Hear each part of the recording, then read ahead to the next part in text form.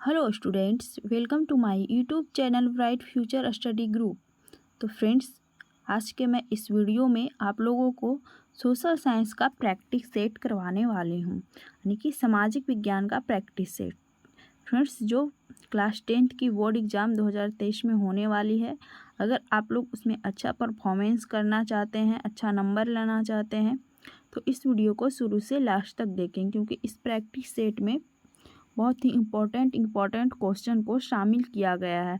इसमें कुछ ऐसे क्वेश्चन हैं जो प्रीवियस ईयर एग्ज़ामों में पूछे जा चुके हैं। क्योंकि बिहार बोर्ड एग्ज़ाम क्वेश्चन को रिपीट करता है, इसलिए आप लोग पहले वाले क्वेश्चन को भी अपने दिमाग में रखें। अभी बिहार बोर्ड बार बार रिपीट करते ही रहता है। तो फ्रेंड्स, इसमें सभी क्वेश्चन है जो बहुत ही इम्पोर्टेंट है, इसलिए वीडियो को शुरू से लास्ट तक अच्छे से देखें और सभी क्वेश्चन को याद कर लें। और फ्रेंड्स, वीडियो अच्छा लगे तो वीडियो को लाइक करें, और अगर हमारे चैनल पे नए हैं तो चैनल को सब्सक्राइब कर लें, और साथ ही साथ बेल आइकन को भी प्रेस कर लें, जिससे मैं जो भी नई वीडियो डालूंगी उसका नोटिफिकेशन आप लोगों को सबसे पहले मिल जाएगा।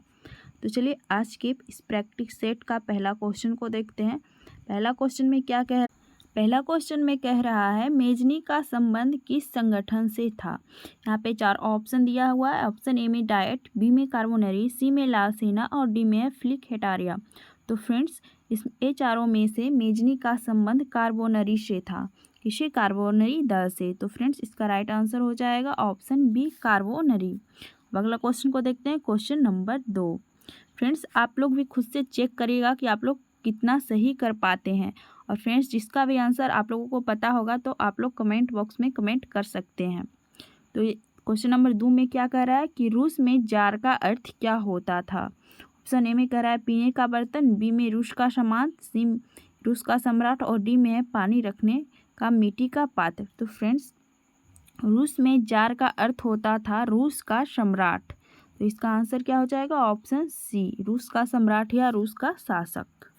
क्वेश्चन नंबर 3 में है, होआ आंदोलन किस प्राकृतिक का था, यानी कि होआ आंदोलन था जो कैसा था। तो ऑप्शन ए में धार्मिक क्रांतिकारी आंदोलन था, बी में क्रांतिकारी आंदोलन, सी में बुद्धिजीवी आंदोलन और डी में कह रहा है कि साम्राज्यवादी समर्थक आंदोलन। तो फ्रेंड्स, जो होआ आंदोलन था वो धार्मिक क्रांतिकारी आंदोलन था। कैसा आंदोलन था? तो धार्मिक क्रांतिकारी। तो इसका आंसर क्या हो जाएगा? Option A. क्वेश्चन नंबर 4 में है, सविनय अवज्ञा आंदोलन कब शुरू हुआ था। तो फ्रेंड्स, सविनय अवज्ञा आंदोलन गांधी जी के द्वारा चलाया गया था। तो वो कब शुरू हुआ था? वो तो दांडी मार्च के द्वारा वो शुरू किया गया था। कब? तो 6 अप्रैल 1930 को। कितना? 6 अप्रैल 1930 को सविनय अवज्ञा आंदोलन शुरू हुआ था। इससे पूछेगा कि इससे कौन सा यात्रा संबंधित है, तो दांडी मार्च यात्रा, ये भी पूछता है। तो यहाँ पे पूछ रहा है सविनय अवज्ञा आंदोलन कब शुरू हुआ था, तो 1930 ईस्वी में। और स्मॉल डेट पूछेगा तो 6 अप्रैल हो जाएगा। देखिए, इसमें 1930 है ऑप्शन डी में, तो ऑप्शन डी इसका राइट आंसर हो जाएगा। क्वेश्चन नंबर 5 में कह रहा है, 1917 में भारत में पहला जूट मिल किस शहर में स्थापित हुआ था। तो फ्रेंड्स, 1917 में भारत में पहला जूट मिल सबसे पहले कोलकाता शहर में स्थापित हुआ था। तो इसका आंसर क्या हो जाएगा? ऑप्शन डी, कोलकाता में। कब स्थापित हुआ था? तो 1917 में पहला जूट मिल। क्वेश्चन नंबर 6 में कह रहा है, बिहार में संपूर्ण क्रांति का नेतृत्व किसने किया। बिहार में जो संपूर्ण क्रांति हुआ था 1974 में, उसका नेतृत्व किसने किया था। तो हमारे कौन किए थे? तो जयप्रकाश नारायण किए थे संपूर्ण क्रांति का नेतृत्व बिहार में। तो इसका आंसर क्या हो जाएगा? ऑप्शन डी, जयप्रकाश नारायण द्वारा बिहार में संपूर्ण क्रांति का नेतृत्व किया गया था। क्वेश्चन नंबर 7 में है, जलियांवाला बाग हत्याकांड कब हुआ। तो फ्रेंड्स, जलियांवाला बाग हत्याकांड हुआ 1919 ईस्वी में। स्मॉल डेट को पूछे तो 13 अप्रैल 1919 ईस्वी को हुआ था। तो ये कहाँ हुआ था? तो पंजाब के अमृतसर में हुआ था जलियांवाला बाग हत्याकांड, जिसमें जनरल डायर द्वारा निहत्थों पे जलियांवाला बाग था, वहाँ बैठ के मतलब कि मीटिंग हो रहा था। किसके विरुद्ध? तो रॉलेट एक्ट जो कानून पारित किया था उसके विरुद्ध सब लोग मीटिंग कर रहे थे। और जनरल डायर वो एकाएक आया अपने सैनिकों के साथ और निहत्थों पे गोलियां चलाना शुरू कर दिया था। तो उसे ही जलियांवाला बाग हत्याकांड कहते हैं। तो ये कब हुआ था? तो 13 अप्रैल 1919 ईस्वी को हुआ था। तो इसका आंसर क्या हो जाएगा? Option A 13 April 1919। Question number 8 में कह रहा है बंगाल विभाजन कब हुआ? तो फ्रेंड्स, बंगाल विभाजन लॉर्ड कर्जन के द्वारा 1905 में किया गया था। तो इसका आंसर क्या हो जाएगा? Option C 1905। किस वायसराय के द्वारा पूछेगा? तो लॉर्ड कर्जन के द्वारा। क्वेश्चन नंबर 9 में कह रहा है गुटेनबर्ग ने सर्वप्रथम किस पुस्तक की छपाई की? तो फ्रेंड्स, गुटेनबर्ग ने सर्वप्रथम वो बाइबल पुस्तक का छपाई किए थे। किस पुस्तक का? बाइबल। तो इसका आंसर क्या हो जाएगा? Option D Bible. Question number 10 में कह रहा है निम्नलिखित में कौन संघ राज्य की विशेषता नहीं है?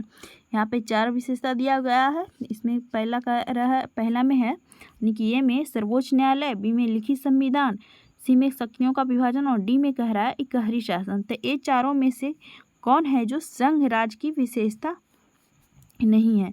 तो सर्वोच्च न्यायालय ये तो संघ राज्य की विशेषता होती है, लिखित संविधान भी संघ राज्य की विशेषता है, शक्तियाँ का विभाजन भी संघ राज्य की विशेषता, ये इकहरी शासन व्यवस्था है, ये संघ राज्य की विशेषता नहीं है। तो इसका आंसर क्या हो जाएगा? ऑप्शन डी इकहरी शासन। क्वेश्चन नंबर 11 में है वर्तमान में नेपाल की शासन प्रणाली क्या है? यहाँ पे 4 ऑप्शन है। ऑप्शन ए में राजतंत्र, बी में लोकतंत्र, सी में सैनिक तंत्र और डी में है तानाशाह। तो फ्रेंड्स, वर्तमान में जो नेपाल में शासन प्रणाली है वो लोकतंत्र है, लेकिन नेपाल में बहुत साल तक कैसा शासन रहा? तो राजतंत्र, राजा का शासन है। नेपाल में लोकतंत्र कब स्थापित हुआ? 2008 में। 2008 में जो राजतंत्र था वो समाप्त होकर लोकतंत्र की वहाँ स्थापना हो गई। वर्तमान में पूछ रहा है तो वहाँ क्या हो जाएगा? लोकतंत्र, यानी कि वर्तमान में नेपाल की शासन प्रणाली क्या है? तो लोकतांत्रिक है। तो इसका आंसर क्या हो जाएगा? Option B.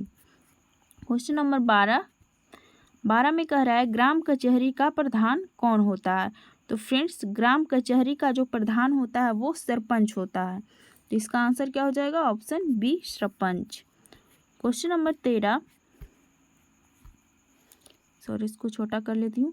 13 में है भारत में संघ एवं राज्यों के बीच अधिकारों का विभाजन कितनी सूचियों में हुआ है? तो फ्रेंड्स, भारत में संघ और राज्य के बीच जो शक्तियों का विभाजन है वो 3 सूचियों में किया गया है। तो 3 सूची का नाम क्या क्या है? पहला संघ सूची, दूसरा राज्य सूची और तीसरा है समवर्ती सूची। संघ सूची पे कौन कानून बनाता है? तो केंद्र सरकार कानून बनाती है। राज्य सूची पे राज्य सरकार कानून बनाती है और समवर्ती सूची ऐसी है जिसपे केंद्र सरकार भी कानून बना सकती है और राज्य सरकार भी। तो यहाँ पूछ रहा है कि संघ और राज्यों के बीच के अधिकारों का विभाजन कितनी सूचियों में किया गया है? तो 3 सूचियों में, संघ, राज्य और समवर्ती सूची। तो इस सूची कितना सूची पूछ रहा है? तो 3 हो जाएगा इसका आंसर, यानी कि ऑप्शन सी। क्वेश्चन नंबर 14 में है राजनीतिक दलों की मान्यता और उनका चिन्ह किसके द्वारा प्रदान किया जाता है?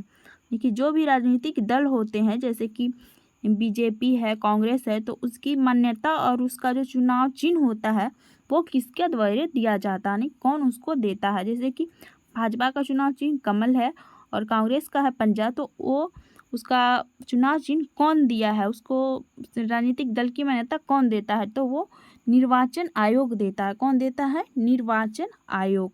अब फ्रेंड्स, अगर यहाँ पे पूछ ले कि वर्तमान में भारत के निर्वाचन आयोग कौन है? तो राजीव कुमार है। और प्रथम निर्वाचन आयोग कौन थे? सुकुमार सेन। वर्तमान में राजीव कुमार और भारत के प्रथम निर्वाचन आयोग सुकुमार सेन। तो यहाँ पे पूछ रहा है कि राजनीतिक दलों की मान्यता और उसका चिन्ह कौन प्रदान करता है? तो निर्वाचन आयोग, यानी कि ऑप्शन डी इसका राइट आंसर हो जाएगा। क्वेश्चन नंबर 15 में कह रहा है भारत का केंद्रीय बैंक कौन है? यहाँ पे 4 बैंक का नाम दिया हुआ। ऑप्शन ए में पंजाब नेशनल बैंक, बी में क्षेत्रीय ग्रामीण बैंक, सी में स्टेट बैंक ऑफ इंडिया और डी में है रिजर्व बैंक ऑफ इंडिया। तो फ्रेंड्स, भारत का केंद्रीय बैंक जो होता है वो रिजर्व बैंक ऑफ इंडिया, यानी कि RBI इसको शॉर्ट फॉर्म में बोला जाता है। Reserve bank of India Bharat का केंद्रीय बैंक है। तो इसका आंसर क्या हो जाएगा? Option D. क्वेश्चन नंबर 16 में है सरकार का कौन सा प्रकार सबसे अच्छा माना जाता है? यहाँ सरकार का 3 प्रकार दिया हुआ है। ए में राजतंत्र, बी में लोकतंत्र और सी में तानाशाह। तो फ्रेंड्स, सरकार का जो लोकतंत्र प्रकार होता है, लोकतांत्रिक देश होता है, वो सरकार का सबसे अच्छा प्रकार होता है। तो इसका आंसर क्या हो जाएगा? ऑप्शन बी लोकतंत्र। क्वेश्चन नंबर 17 भारत के किस राज्य की प्रति व्यक्ति आय सर्वाधिक है? तो फ्रेंड्स यहाँ पे 4 राज्यों का नाम दिया हुआ है। ऑप्शन ए में है गोवा, बी में पंजाब, सी में बिहार और डी में है हरियाणा। तो फ्रेंड्स सबसे अधिक प्रति व्यक्ति आय वाला राज्य है जो वो गोवा है, जिसका आय भारत के कुल आय से लगभग 3 गुना ज़्यादा है। तो यहाँ पूछ रहा है कि किस राज्य की प्रति व्यक्ति आय सर्वाधिक है, तो गोवा की। ऑप्शन है इसका राइट आंसर हो जाएगा। क्वेश्चन नंबर 18 में कह रहा है विश्व का सबसे बड़ा लिखित संविधान किस देश का है? तो फ्रेंड्स विश्व का सबसे बड़ा लिखित संविधान हमारा है, यानी कि भारत देश का। तो इसका आंसर क्या हो जाएगा? Option C Bharat. Question number 19 में कह रहा है पार्ले समूह ने थम्स अप ब्रांड को किस बहुराष्ट्रीय कंपनी ने खरीद लिया? पार्ले समूह के थम्स अप ब्रांड को किस बहुराष्ट्रीय कंपनी ने खरीद लिया? तो फ्रेंड्स थम्स अप को कोका कोला ने खरीद लिया था। ये थम्स अप था जो पहले तो कोका कोला का प्रतिरोध मतलब उसके विरुद्ध अपोजिट हो, पार्ले समूह इसको कोका कोला के अपोजिट इसको लाया था, किसको? तो थम्स अप को। लेकिन आगे चलकर ये थम्स अप को कोका कोला ने ही खरीद लिया है। तो इसका आंसर क्या हो जाएगा? Option D Coca Cola. Question number 20 में कह रहा है भारतीय डाक विभाग की स्थापना कब हुई थी? तो फ्रेंड्स भारत में डाक विभाग की स्थापना जो हुआ है वो 1854 ईस्वी में किसके द्वारा? तो डलहौजी के द्वारा हुआ था। डलहौजी के शासन काल में हुआ था 1854 ईस्वी में। तो इसका आंसर क्या हो जाएगा? Option B. क्वेश्चन नंबर 21 में है भारत की वित्तीय राजधानी किस शहर को कहा जाता है? तो फ्रेंड्स भारत की राजधानी तो नई दिल्ली है, लेकिन यहाँ पे पूछ क्या रहा है कि वित्तीय राजधानी, तो भारत की वित्तीय राजधानी मुंबई को कहा जाता है। इसका आंसर क्या हो जाएगा? Option C Mumbai.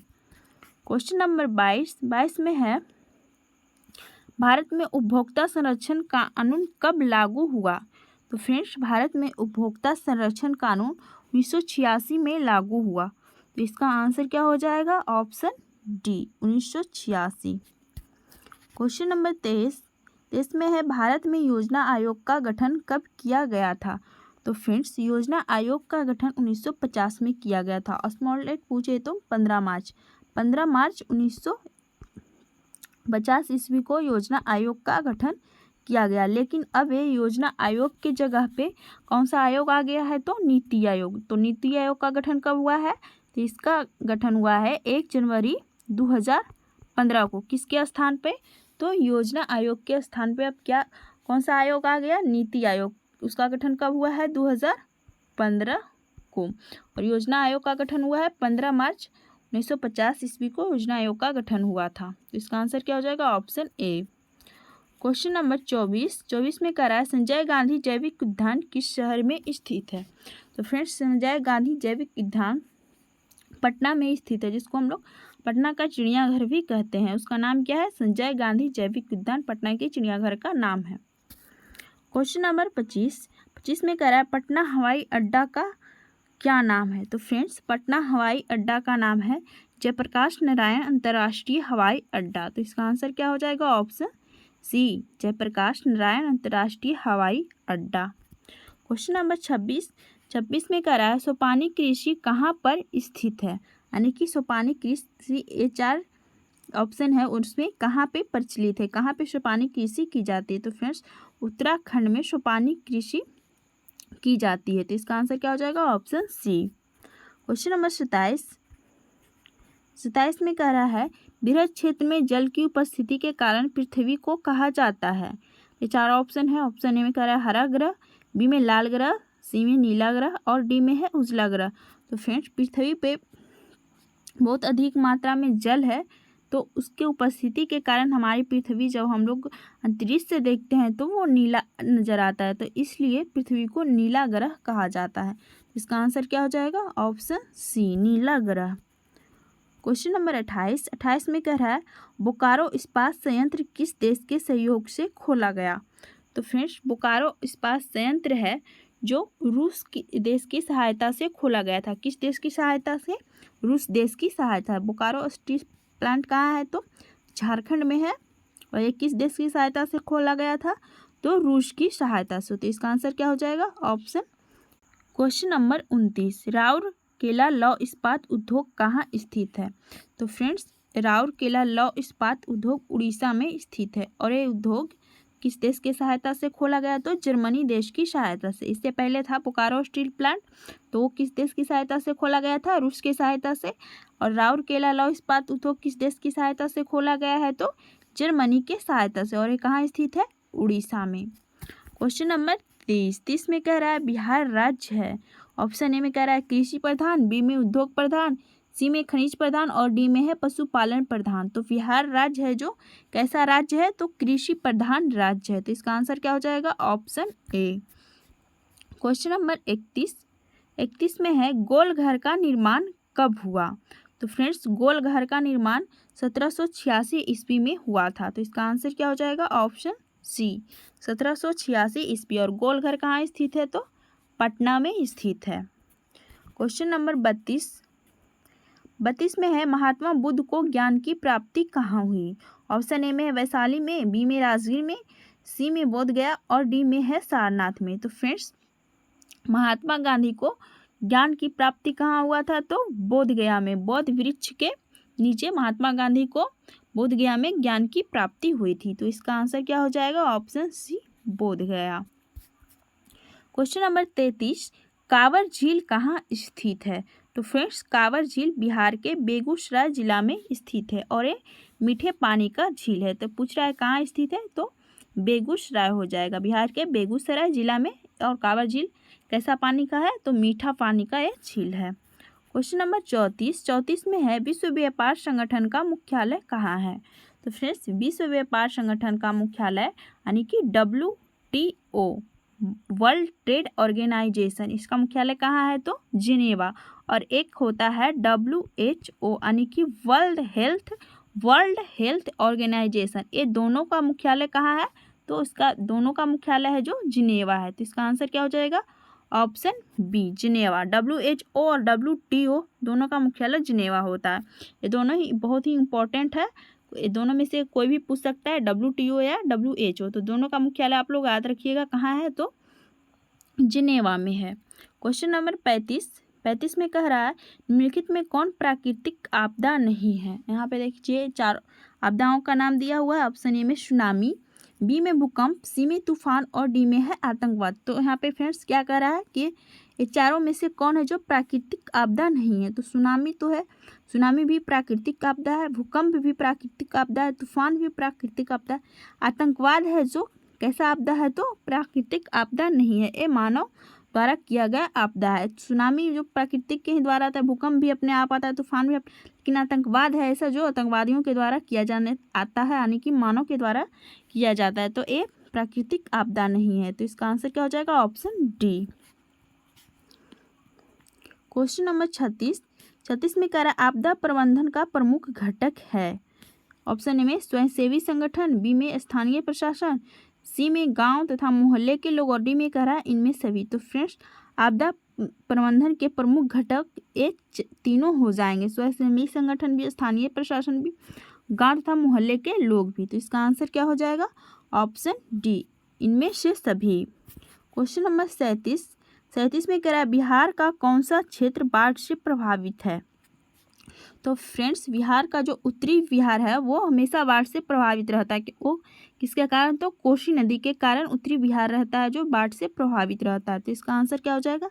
Option C, उत्तरी बिहार। इसलिए बिहार, कोसी नदी को बिहार का शोक भी कहा जाता है क्योंकि कोसी नदी के कारण उत्तरी बिहार में बाढ़ आ जाता है। क्वेश्चन नंबर 38 में है, देखिए वही आ गया क्वेश्चन, किस नदी को बिहार का शोक कहा जाता है? तो फ्रेंड्स, कोसी नदी को बिहार का शोक कहा जाता है।